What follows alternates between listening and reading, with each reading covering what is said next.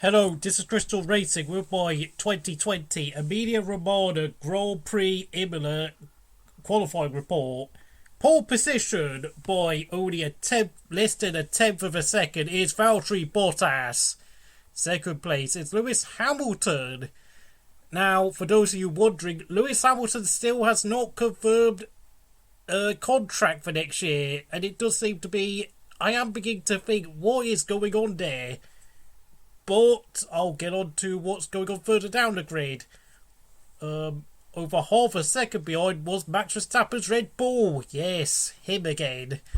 And for those of you wondering, he has had a report filed against him from the Mongolian government. A filed a complaint to the FIA to warn Max Verstappen about his radio message from last week. Yes, I mentioned this. The use of the M word against Mongolians. Yeah, expect more news about that. In fourth place, and my man of the day, the man donning the Ayrton Senna helmet. It is indeed the one and only Pierre Gasly, who qualified less than 9 tenths slower in an AlphaTauri at AlphaTauri's home track, which is only 15 kilometres away. What a performance. Just goodness me, he was only a tenth slower than the Mercedes in Q2, and yes, I know the Mercedes were using medium tyres, I get it, but what a fantastic performance. What fantastic pace he's had all weekend with just one practice session, and he has been confirmed as an AlphaTauri driver for next year, which does open him up to the opportunity or possibility of joining Mercedes or Alpine for 2022. Fifth place was Daniel Ricciardo, another great performance.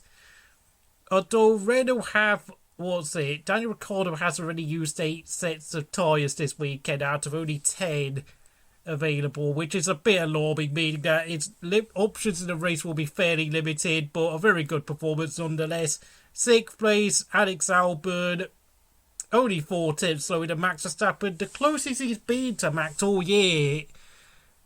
But I will say though, he was struggling an awful lot during Q1 and Q2, and he only got those qualifying laps in at the last second. Bit more comfortable this time round in Q3, but considering he's only less than a tenth behind both Gasly and Ricciardo, I will think he is a little bit disappointed because he really should be in front of those two drivers. I mean, this is after all the second fastest car on the grid, and as for his race pace, well, we've got to see, because I mean, if he has another dreadful race again, I'm just gonna be really frankly honest about what I think tomorrow if he has another bad race. Seventh place, Charles Leclerc, yet again dragging that god awful Ferrari into the top 10, and I think he did manage to get in using him and Albon did use soft tyres though, so yeah, they're going to have to start the softs tomorrow, which might compromise Leclerc, but a great effort no less. Eighth place, Danny Kvyat, half a second slower than Pierre Gasly. You know, he was very quick early on in Q1, saying many fastest laps for this weekend, but the trouble is, though, I think he showed his hand too early, and having said that, I think time is running out on Danny Kvyat's career.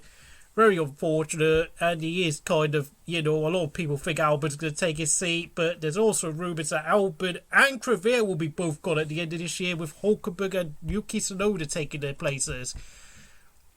Ninth place and 10th place, the two McLarens, Lando Norris and Carlos Sainz. McLaren haven't been quick this weekend, but of course, with the limited practice running, let me count. They look like they're probably the 5th fastest car this weekend, which is not bad, but since, of course, Charles Leclerc is absolutely driving the living daylights out of that Ferrari, but I will say Carlos Sainz is, he might not be featuring in Q3 that many times in next season because, of course, he's off to Ferrari. Not sure about that career move. 11th place, missing out on a place in Q3, was Sergio Perez. Racing Point have been very disappointing this weekend. Very, very disappointing, I may say. I mean, yes, I know we only missed out by about a tenth of a second from behind Norris in Q2, but Racing Point's form, speed and form has really dropped off in the second half of this year, and I've got to say they are in danger of finishing P5 in what is pretty much the best car they've had for 21 years since the Jordan days. 12th place, Esteban Ocon, yet another stinker in qualifying. Only once he's out-qualified Daniel Ricciardo, and that was in the pouring rain in the Steering Grand Prix. I'm going to say this, Esteban Ocon is going to get destroyed by Fernando Alonso next year. He is going to be demoralised. He's going to basically become the new Julian Palmer and the new Alex Albon, because Fernando Alonso is going to beat him up. He's going to be basically getting bullied out of F1 next year. 13th place, yet again, another stunning performance by George Russell, dragging out Williams into Q2, into grid positions that car does not deserve at all. Yes, it's a better car than last year, but still, unbelievable. Absolutely tremendous pace again from George Russell. And he has been confirmed for, his place at Williams has been confirmed for 2021. Of course, there's been rumours that Sergio Perez will take his seat, and let's be honest, I think there's only one seat that Sergio Perez could take for next season now, and that's going to be the Red Bull seat, unless, of course, he wants to go to Haas. But let's be honest, I'd rather go to IndyCar than go to Haas because that car looks terrible.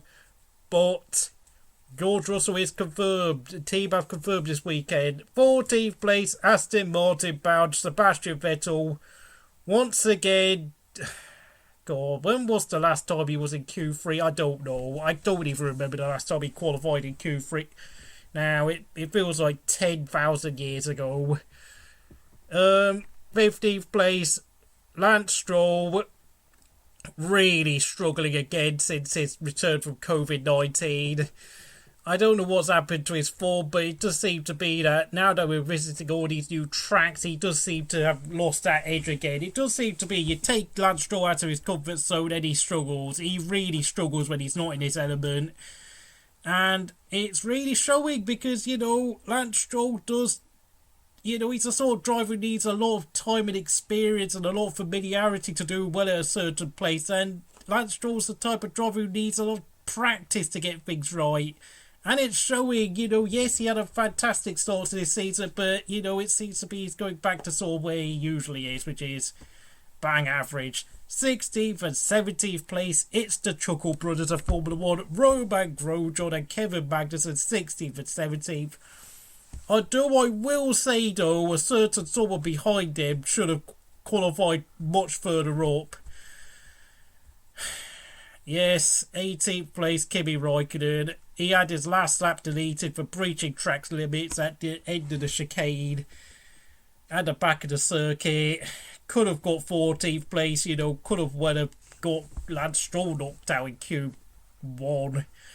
And, okay, yes, I mean, it would have got him to Q2. Would he have out-qualified Vettel? I don't know, but it would have been Q2 for Kimi, but because he breached track limits and having done a lap that was about 4 times quicker than what he ended up qualifying with, it's a real disappointment. But he now leads Giovinazzi 7-6 in the qualifying standings, so I mean, I suppose that's something. 19th place, Nicholas Latifi, confirmed for next year. Well, I know I've not really stabbed a knife in with Nicholas Latifi, but a lot of it's down to the fact we all know he has a lot of money. But I will say, though, if he carries on driving like this next year, I will start to criticise him a lot more because, he's had some good performances this year, but it's time for him to really get a crack on now because, you're paying so much money for your seat in the sport, but you're not really that close. You know, you get out qualified. You're about half a second slower than George Russell on a consistent basis. Not good enough. And in 20th place, having had his seat confirmed for next year alongside Kimi Räikkönen, is Antonio Giovinazzi. More than 2 tenths slower than Latifi. A dreadful effort, if I'm going to be frankly honest. And my goodness me, yes, I know he's improved slightly this year, but come on, Gio, pull your finger out, please. So, if you enjoyed this review by Crystal Racing, I'll see you again next time.